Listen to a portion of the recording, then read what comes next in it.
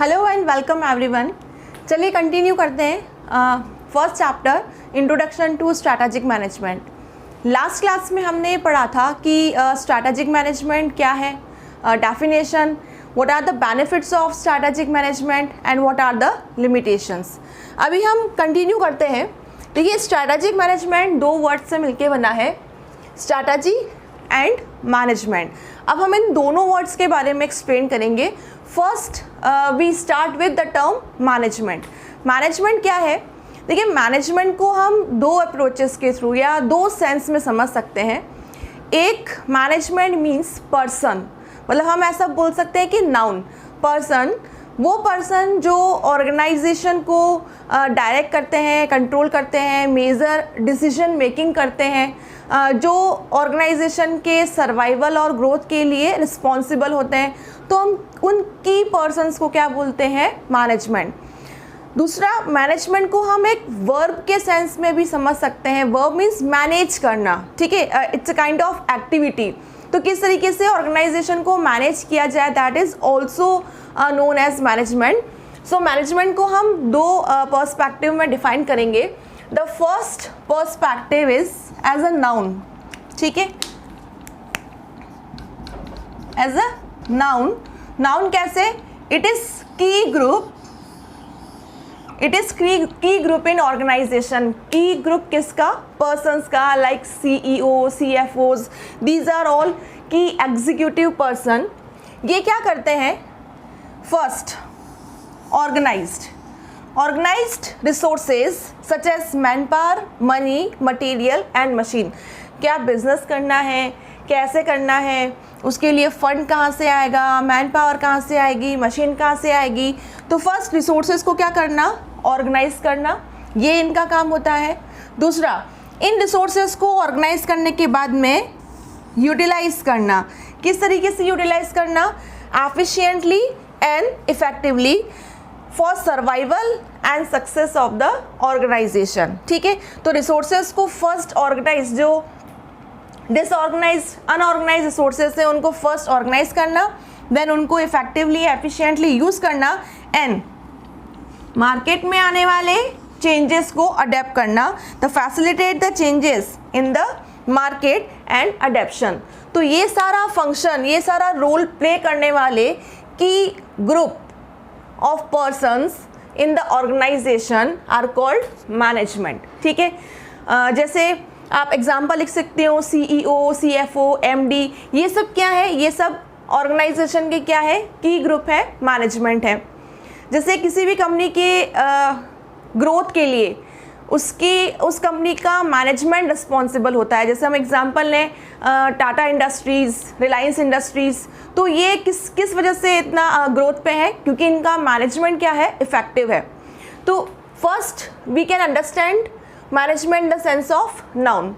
अब अगर हम दूसरे पॉइंट ऑफ व्यू से बात करें, दूसरे पर्सपेक्टिव से बात करें, तो हम इसको डिफाइन करेंगे in the sense of verb. Verb means activity. Activity means say management is a set of interrelated function. Interrelated function कौन से? मैनेजमेंट में 5 फंक्शन होते हैं: planning, organising, staffing, directing and control. तो इन सारे फंक्शंस को भी हम कंबाइनली क्या बोलते हैं? और उस ऑर्गेनाइजेशन का मैनेजमेंट। ये एक्टिविटीज़ क्यों परफॉर्म की जाती है, फंक्शंस क्यों किए जाते हैं? इस बात को इंश्योर करने के लिए that the objective should be achieve, right. तो मैनेजमेंट को हम 2 पर्सपेक्टिव में एक्सप्लेन करते हैं। The first one is it is a key group of the person in charge of the affair of organization, and the second one, it is a set of interrelated function to ensure that objective should be achieved, right? चलिए अब बात करते हैं कि organisation में management के कितने level होते हैं, ठीक है। These are strategic level of management in the organisation.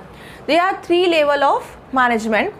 कौन कौन से 3 लेवल होते हैं? टॉप, मिडिल और ऑपरेशन, ठीक है। अब इसमें हमें क्या पढ़ना है या किस तरीके से हमें लिखना है? फर्स्ट हमें ये बताना है कि इन लेवल पर जो की पर्सन्स होते हैं वो कौन कौन से होते हैं, और फिर हमें ये बताना है कि इन लेवल पर पर्टिकुलर किस तरह का टास्क होता है या किस तरह की डिसीजन मेकिंग होती है। ठीक है, तो फर्स्ट हम बात करते हैं with top level management. Top level management that is also known as corporate level. इस कॉरपोरेट लेवल में कौन कौन की पर्सन होते हैं? CEO, board of director and other executives. ठीक है, अब ये कॉरपोरेट लेवल मैनेजर्स क्या काम करते हैं? इनका सबसे इंपॉर्टेंट टास्क होता है स्ट्रैटेजिक डिसीजन मेकिंग। ठीक है, स्ट्रैटेजिक डिसीजन मेकिंग। देन ये क्या करते हैं? ये पूरे ऑर्गेनाइजेशन के लिए, फॉर द होल ऑर्गेनाइजेशन, ये क्या करते हैं? स्ट्रैटेजी बनाते हैं। ठीक है, and they are known as guardian of the shareholders welfare. ठीक है, मतलब ये इस बात को इंश्योर करते हैं कि जो शेयर होल्डर्स का फंड है, जो ऑर्गेनाइजेशन में, जो कंपनी में लगा हुआ है, उसका किस तरीके से ऑप्टिमम यूटिलाइजेशन हो और शेयर होल्डर्स की वेल्थ को इंक्रीज किया जा सके। They are responsible for the shareholder. ठीक है, तो शेयर होल्डर को अगर कोई भी क्वेश्चनिंग करनी होती है तो वो डायरेक्टली किससे बात करेंगे, किससे आंसर करेंगे? CEO से। ठीक है, तो कॉर्पोरेट लेवल मैनेजर्स पूरे ऑर्गेनाइजेशन के लिए स्ट्रैटेजी बनाते हैं, किसी पर्टिकुलर बिजनेस या एरिया के लिए नहीं। राइट, टॉप लेवल के बाद में मिडिल लेवल मैनेजमेंट आता है। मिडिल लेवल मैनेजमेंट को हम बिजनेस लेवल भी बोलते हैं। बिजनेस लेवल मैनेजमेंट में डिविजनल मैनेजर्स आते हैं। जैसे कि अगर मैं टॉप लेवल की बात करूं, that is the head office. अब हेड ऑफिस की 2 ब्रांचेस हैं, ब्रांच A और ब्रांच B। ठीक है, तो branch A that is business level management. तो ब्रांच A का जो हेड होगा, या डिवीज़न की बात करें, उस डिवीज़न का जो हेड होगा उसे क्या बोलेंगे? उसे बोलेंगे बिजनेस लेवल मैनेजर और डिविजनल लेवल मैनेजर। तो डिविजनल मैनेजर्स और स्टाफ किस में आते हैं? मिडिल लेवल मैनेजमेंट में आते हैं। अब ये मिडिल लेवल मैनेजमेंट क्या काम करता है? What is the role? देखिए, मिडिल लेवल मैनेजमेंट टॉप और ऑपरेशन के बीच का एक लिंक है, क्योंकि ये मिडिल में है। तो टॉप लेवल से जितनी भी स्ट्रैटेजी फॉर्मुलेट होकर आती है, उनका रियल एग्जीक्यूशन कौन करवाता है? मिडिल लेवल करवाता है। किससे? ऑपरेशन लेवल से। तो middle level is the link between top level, corporate level और ऑपरेशनल लेवल। अब मिडिल लेवल मैनेजमेंट किसके लिए स्ट्रैटेजी बनाता है? Middle level management develop strategy for individual business areas. Individual business areas कैसे? जैसे मान लीजिए कोई कोचिंग इंस्टीट्यूट है और वो coaching institute different kind of stream की कोचिंग देता है। जैसे वो साइंस भी पढ़ाता है, वो कॉमर्स भी पढ़ाता है। तो जो मेन उसके की एग्जीक्यूटिव्स होंगे, जो उसके CEO और MD होंगे, वो टॉप लेवल मैनेजमेंट में आएंगे। वो उस पूरे इंटायर ऑर्गेनाइजेशन के लिए स्ट्रैटेजी बनाएंगे। ठीक है ना। लेकिन उसके बाद में एक साइंस डिवीज़न है और एक कॉमर्स डिवीज़न है। तो साइंस डिवीज़न का जो हेड होगा that is called business level manager, और कॉमर्स डिवीज़न के जो हेड होंगे वो बिजनेस लेवल मैनेजर्स। ठीक है, 2 डिविजन्स हो गए इसके। ये डिविजनल मैनेजर्स क्या करेंगे? रिस्पेक्टिव डिवीज़न को हैंडल करेंगे, उनके लिए स्ट्रैटेजी बनाएंगे। तो पर्टिकुलर डिवीज़न के लिए स्ट्रैटेजी कौन बनाएगा? इंडिविजुअल बिजनेस एरियाज़ के लिए स्ट्रैटेजी कौन बनाएगा? Business level manager. साइंस को हम कॉमर्स के अकॉर्डिंग नहीं चला सकते और कॉमर्स को हम साइंस के अकॉर्डिंग नहीं चला सकते। तो इन दोनों एरियाज़ को मैनेज करने के लिए कौन रिस्पॉन्सिबल होगा? Respective business level manager. ठीक है, उनके प्रॉफिट एंड लॉस के लिए कौन रिस्पॉन्सिबल होगा? Respective divisional level manager. तो divisional level managers make strategy for individual business areas for their respective areas. They are head of the division and they translate the statements comes from top level. Top level से जो भी strategy बन के आएगी उसको real में execute कौन करवाएगा? That is middle level, business level और डिविजनल लेवल मैनेजर। ठीक है। Then last bottom level. Bottom level is a operational level, जिसको हम फंक्शनल लेवल भी बोलते हैं। और फंक्शनल लेवल में कौन आते हैं? फंक्शनल लेवल में आते हैं functional managers. Functions like sales, purchase, marketing, R&D, human resource, production, ये सब क्या है? ये ऑर्गेनाइजेशन के फंक्शनल एरियाज हैं जहाँ पे रियल एग्जीक्यूशन होता है स्ट्रैटेजीज का। ठीक है ना। तो अब ऑपरेशन लेवल पर ये जो फंक्शनल मैनेजर्स है ये क्या करते हैं? Simply they are responsible, their responsibility is confined to one organizational activity। One organisational activity, जैसे सेल्स मैनेजर है तो उसकी रिस्पॉन्सिबिलिटी किसके लिए होगी? उसकी रिस्पॉन्सिबिलिटी उस पूरे डिवीज़न की नहीं होगी, उसकी रिस्पॉन्सिबिलिटी सिर्फ अपने सेल्स फंक्शन के लिए होगी, सेल्स एरिया के लिए होगी, सेल्स जिसको हम बोल सकते हैं नॉर्मल लैंग्वेज में सेल्स डिपार्टमेंट के लिए होगी। ठीक है, प्रोडक्शन वाले की रिस्पॉन्सिबिलिटी प्रोडक्शन डिपार्टमेंट के लिए होगी। ठीक है ना। ये जो पर्सन होते हैं, ये जो फंक्शनल लेवल मैनेजर्स होते हैं ना, these are closer to the customer, क्योंकि डायरेक्टली कस्टमर के साथ लिंक कौन करता है? जैसे मैं बात करूँ, मार्केटिंग डिवीज़न है, मार्केटिंग डिपार्टमेंट है, कस्टमर के साथ डायरेक्टली लिंक करेगा सेल्स डिपार्टमेंट है। ठीक है, तो ये लोग क्या होते हैं, कस्टमर्स के बहुत क्लोज होते हैं, तो ये अकॉर्डिंगली कस्टमर से फीडबैक लेते हैं, आइडियाज़ लेते हैं, अकॉर्डिंगली प्लानिंग करते हैं, और इन प्लानिंग को, इन आइडियाज़ को किसको सजेस्ट करते हैं? मिडिल लेवल को। तो मिडिल लेवल मैनेजमेंट की भी ये रिस्पॉन्सिबिलिटी होनी चाहिए कि वो फंक्शनल मैनेजर से आने वाले आइडियाज़ को क्या करें? प्रमोट करें। क्यों करें? क्योंकि ये लोग डायरेक्टली कस्टमर के, कंज्यूमर्स के कॉन्टैक्ट में होते हैं, तो कंज्यूमर की क्या डिमांड है, उनका क्या फीडबैक है, ठीक है, वो क्या चाहते हैं ऑर्गेनाइजेशन से, किस तरह का गुड या सर्विस की डिमांड करते हैं। तो ये सब ये सारी इंफॉर्मेशन स्ट्रैटेजी बनाने के लिए एक रॉ मटेरियल का काम करती है। तो ये रॉ मटेरियल कलेक्शन का काम कौन करते हैं? फंक्शनल मैनेजर्स करते हैं। So there is a responsibility of middle and top management कि उन्हें फंक्शनल मैनेजर्स के आइडियाज़ को क्या करना चाहिए? सुनना चाहिए और प्रमोट करना चाहिए, right. So there are 3 strategic level of management in the organization: corporate level, business level and functional level. Strategic level in organization हम इस तरीके से इस चार्ट से भी समझ सकते हैं।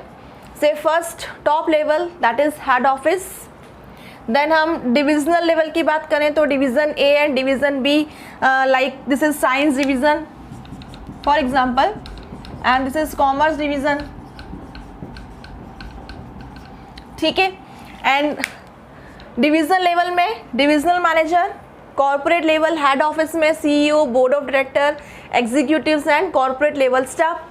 देन डिवीज़न बी के अंदर कुछ फंक्शंस हैं, सेल्स, मार्केटिंग और फाइनेंस, और उनके लिए कौन रिस्पॉन्सिबल है? Their functional areas manager, like sales manager for sales area, marketing manager for marketing area and finance manager for finance area. Same division B में भी क्या होगा? सेम फंक्शंस होंगे। ऐसा नहीं कि यहाँ फंक्शंस होंगे तो यहाँ नहीं होंगे। डिवीज़न बी के अपने तरीके से सेल्स, मार्केटिंग और फाइनेंस होंगे। ठीक है, और उनके लिए कौन रिस्पॉन्सिबल होगा? उन एरियाज़ के पर्टिकुलर फंक्शनल मैनेजर। तो इस chart okay, let we talk about the meaning of strategy. Strategy का क्या मीनिंग होता है, इसके बारे में हम बात करते हैं। देखिए, ये स्ट्रैटेजी की डेफिनेशन है, पर एक नॉर्मल सेंस में मैं अगर आपको समझाना चाहूँ कि स्ट्रैटेजी क्या होती है, तो हमने स्ट्रैटेजिक मैनेजमेंट प्रोसेस पढ़ा था कि कोई भी ऑर्गेनाइजेशन फर्स्ट अपना विजन सेट करता है, say where he want to be in future, और उसके लिए प्रेजेंट मिशन सेट करता है और परफॉर्मेंस टारगेट्स, जिसको हम बोलते हैं ऑब्जेक्टिव्स। जैसे आप लोगों ने भी अपने ऑब्जेक्टिव्स सेट किए हैं मार्क्स के अकॉर्डिंग। ऑब्जेक्टिव परफॉर्मेंस टारगेट्स होते हैं, मेजरेबल टारगेट्स होते हैं, तो मार्क्स मेजरेबल हैं। ठीक है, आपने डिसाइड किया है कि आपको पर्टिकुलर किस सब्जेक्ट में कितने मार्क्स चाहिए, दैट इज़ योर ऑब्जेक्टिव। अब इन ऑब्जेक्टिव्स को अचीव करने के लिए आपको क्या करना होगा? आपको स्ट्रैटेजी बनानी होगी। ठीक है, आपको आपकी स्ट्रैटेजी का एग्जांपल अगर मैं दूं तो दैट इज़ टाइम टेबल। आपको टाइम टेबल बनाना होगा कि कौन सा सब्जेक्ट आपको पढ़ना है, कितने टाइम पढ़ना है। अब आप ये कैसे डिसाइड करोगे कि कौन सा सब्जेक्ट पढ़े, कितने टाइम पढ़े? तो इसके लिए आपको क्या करना होगा? एनालिसिस करना होगा। एनालिसिस कैसे? अपनी स्ट्रेंथ, अपनी वीकनेसेस का, कि आपका कौन सा सब्जेक्ट स्ट्रॉन्ग है और कौन सा सब्जेक्ट वीक है, और अकॉर्डिंगली एक्सटर्नल एनवायरनमेंट में जो थ्रेट्स और अपॉर्चुनिटीज़ हैं, कि अगर कोई नया टॉपिक आता है या कंटिन्यूसली अमेंडमेंट्स आते हैं, तो ये आपके लिए क्या है? ये आपके लिए थ्रेट है। और अपॉर्चुनिटी क्या है? कि कोई टॉपिक अगर सिलेबस में हट गया या आपके पास में टाइम शॉर्ट हो रहा था तो एग्ज़ाम थोड़े टाइम के लिए पोस्टपोन्ड हो गए, ये आपके लिए अपॉर्चुनिटी है। तो इन सब बातों का एनालिसिस करने के बाद में, जिसको हम शॉर्ट में बोलते हैं स्वॉट एनालिसिस, इन सबको एनालाइज करने के बाद में आपने क्या बनाई? अपनी एक स्ट्रैटेजी बनाई। अगर आपने अपनी स्ट्रैटेजी को इफ़ेक्टिवली बनाया और एफिशिएंटली इम्प्लीमेंट किया, तो आपको आपका टारगेट, आपका ऑब्जेक्टिव क्या होगा? अचीव हो जाएगा। ठीक है, तो सिंपली स्ट्रैटेजी क्या है? आप आज जहाँ स्टैंड कर रहे हो और आप जहाँ पहुँचना चाहते हो, जिन ऑब्जेक्टिव्स को आप अचीव करना चाहते हो, उनका जो मैप है, उनका जो ब्लूप्रिंट है, that blueprint is called strategy. Strategy और कुछ भी नहीं है, आपको आपके टारगेट्स तक पहुंचाने का एक मीन है, एक ज़रिया है, एक रास्ता है। अगर आपने स्ट्रैटेजी को प्रॉपरली फॉर्मुलेट किया है, भाई आपने स्ट्रैटेजी बनाई डेली 2 घंटे पढ़ना है, तो ये कोई प्रॉपर स्ट्रैटेजी नहीं है। आपको पूरा सोच के एनालाइज करके स्ट्रैटेजी फॉर्मुलेट करनी है, और सिर्फ फॉर्मुलेट नहीं करनी है, आपको उसको इफेक्टिवली इम्प्लीमेंट भी करना है, तब जाके आप अपने टारगेट्स को, अपने ऑब्जेक्टिव्स को अचीव कर पाओगे। तो strategy is simply a mean, a source, a blueprint say where you want to be, आप कहाँ पहुँचना चाहते हो। It is a gap, it fill the gap between where you are now and where you want to be. ठीक है, तो अब strategy को हम डिफाइन कैसे करेंगे, क्योंकि एग्जाम में हमें इसकी डेफिनेशन लिखनी है, तो हम इसको डिफाइन कर सकते हैं इस तरीके से। This definition is given by William F Glueck. It is a unified, comprehensive and integrated plan. एक यूनिफाइड, कॉम्प्रहेंसिव और इंटीग्रेटेड प्लान है। प्लान किस बात के लिए बनाया गया है? डिज़ाइन टू एश्योर, किस बात का assurance? That the basic objectives of organisation are achieved. So strategy is a unified, comprehensive and integrated plan designed to assure that basic objectives of organization are achieved. ठीक है, अब इसको simplify कैसे करें? That means what is strategy? Strategy is a long range blueprint. जैसे आपके दिमाग में एक बिल्डिंग है, एक इमेज है बिल्डिंग की, आप उस बिल्डिंग को बनाना चाहते हो, तो आप उसके लिए पहले क्या तैयार करोगे? एक ब्लूप्रिंट। वैसे ही कंपनी की अपनी एक डिज़ायर्ड इमेज होती है, एक डेस्टिनेशन होता है जहां वो पहुंचना चाहती है, तो उस डेस्टिनेशन तक, उस इमेज को क्रिएट, वास्तव में क्रिएट करने तक पहुंचाने का जो ब्लूप्रिंट है, that long range blueprint is called strategy.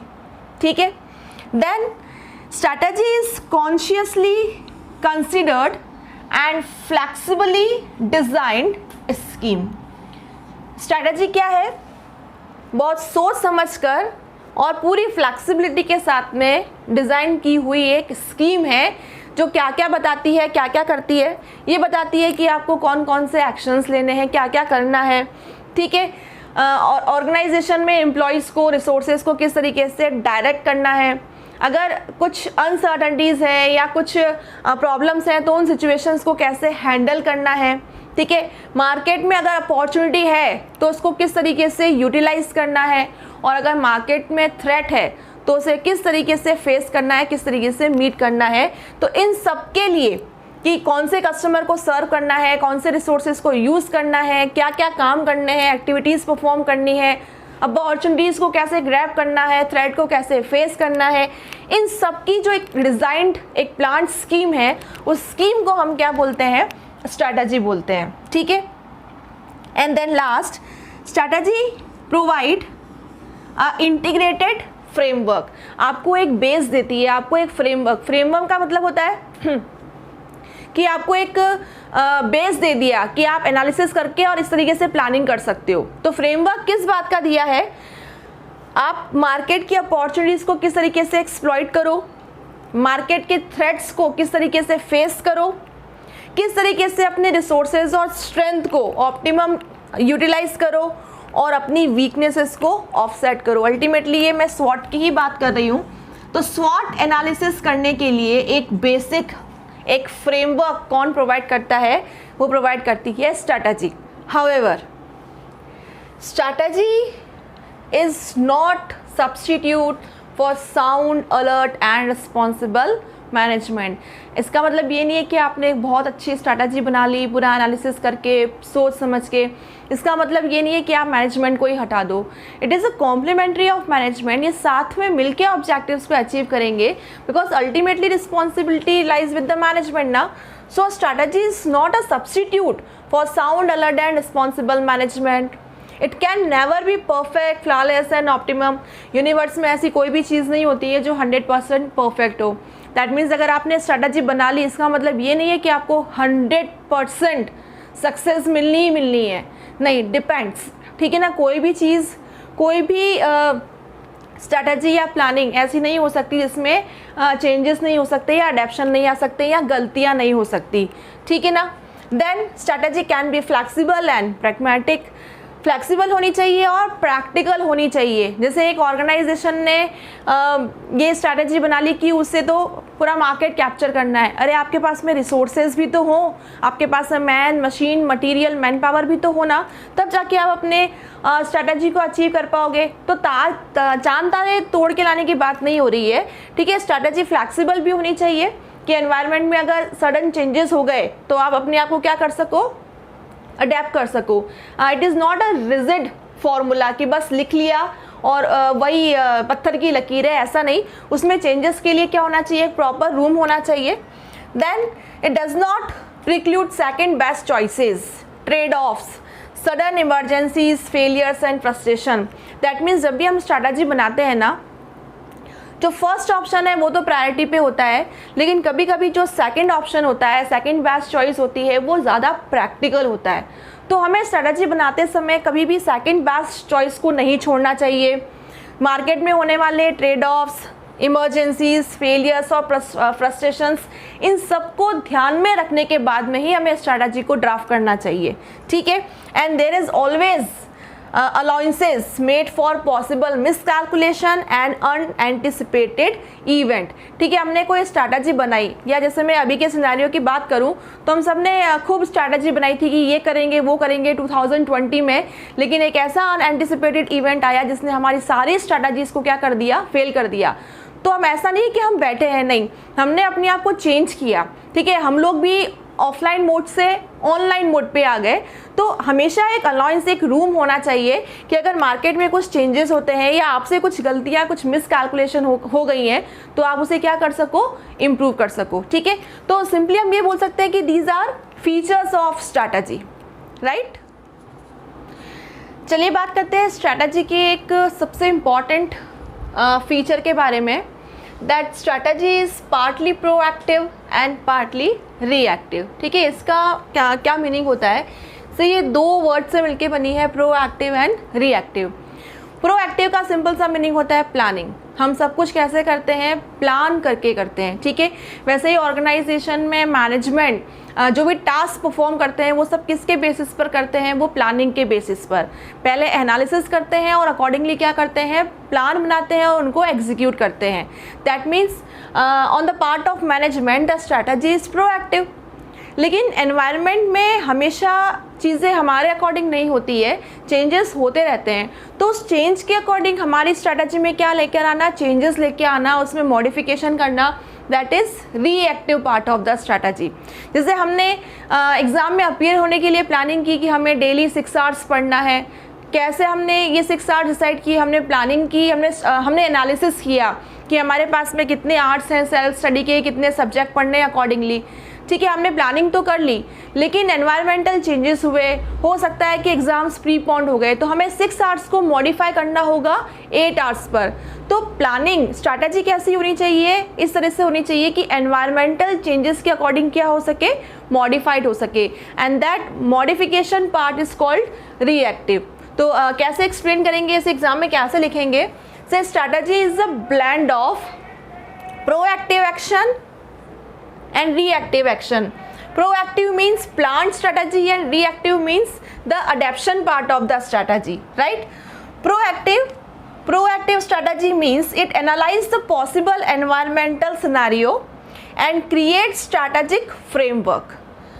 After planning and set procedure on these strategies in a determined manner, आप फ्यूचर में क्या होने वाला है अकॉर्डिंगली एस्टिमेशंस करते हैं, कैलकुलेशंस करते हैं, फोरकास्टिंग करते हैं, उसके बेसिस पर एक प्लानिंग बनाते हैं और एक प्री डिटरमाइंड मैनर में अपने वर्क को, अपने प्रोसीजर को स्टार्ट करते हैं। That is the proactive action, proactive part of the strategy. हम स्ट्रैटेजी ऐसे ही बनाते हैं, लेकिन everything can not be plan in advance. आप सब कुछ प्रिडिक्ट नहीं कर सकते, कहीं ना कहीं क्या होते हैं, डेविएशंस होते हैं। किस किस के बीच में, deviation between what was visualised and what actually happen. That means there is a room for improvement और मॉडिफिकेशन इन स्ट्रैटेजी।